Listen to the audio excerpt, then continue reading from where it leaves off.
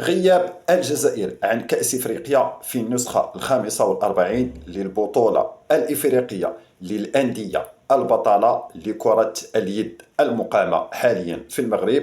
شنو هو السبب؟ والسبب سياسي أو مادي؟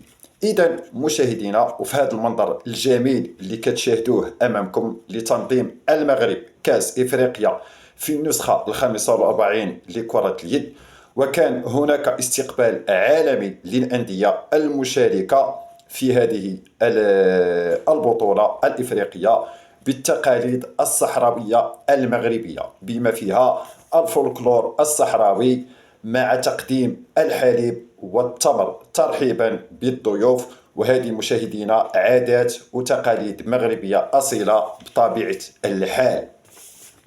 لكن الغريب مشاهدينا في الأمر هو غياب تام لفريق حظيرة الجزائر، لأن النظام الجزائري مشاهدينا حاول في أكثر من مرة، نعم حاول في أكثر من مرة أنه يوقف ويمنع تنظيم هذه البطولة أو هذا الكأس ديال كرة اليد للأندية اللي مقامة في المغرب، وبالخصوص في مدينة العيون بالصحراء المغربية.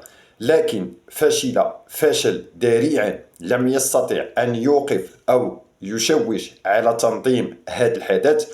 والدليل انطلق يوم أمس الخميس وبشكل رسمي بمدينة العيون اللي غادي تحتضن هذه التظاهرة الإفريقية لكرة اليد.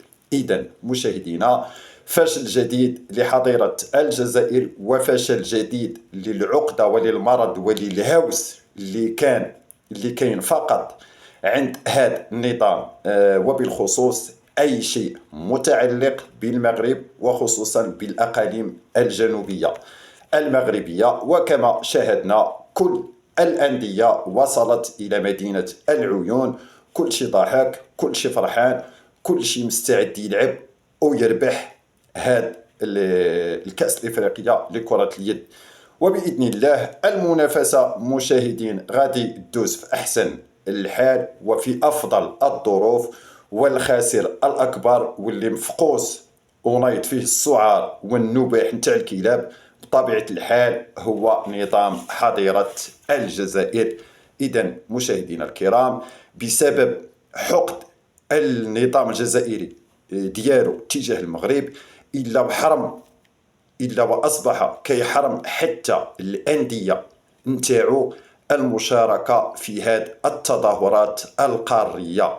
إذن هنا مشاهدينا كيبين على أن نظام حظيرة الجزائر هو المشكل الرئيسي فيما يخص قضية الصحراء الغربية المغربية. إذا مشاهدينا الكرام، قبل ما نوصل معكم لنهاية الفيديو، دائما نذكركم بالاشتراك وتفعيل الجرس في القناة باش دائما يوصلك الجديد. ما تنساش البارطاج مع الأصدقاء، واحد التعليق زوين خليه لنا يحفزنا باش دائما نستمروا في نشر المزيد من الأخبار العاجلة. وألقاكم مشاهدينا الكرام في فيديو آخر، والسلام عليكم.